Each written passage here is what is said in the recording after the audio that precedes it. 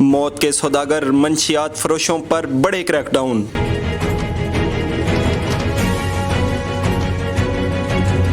جعلی سرکاری ویگو ڈالے پر منشیات سمگلنگ کی کوشش کو ناکام بنا دیا گیا۔ منشیات کوئٹہ سے سندھ میں سمگل کی جا رہی تھی۔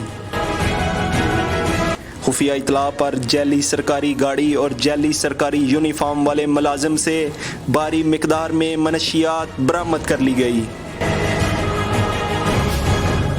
کوئٹہ سبی روڈ کے قریب ملزم کی گاڑی زبردستی رکوانے کے بعد گاڑی سے 700 کلو چرس برآمد کر لی گئی۔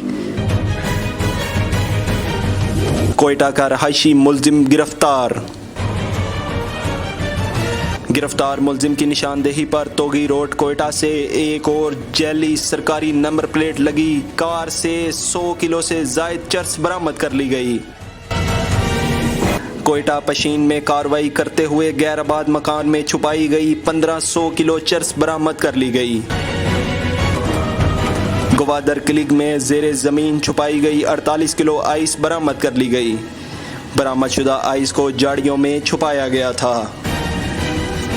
گرفتار ملزمان کے خلاف انسداد منشیات ایکٹ کے تحت مقدمات درج کر کے مزید تحقیقات کا بھی آغاز کر دیا گیا ہے۔ ترجمان ANF۔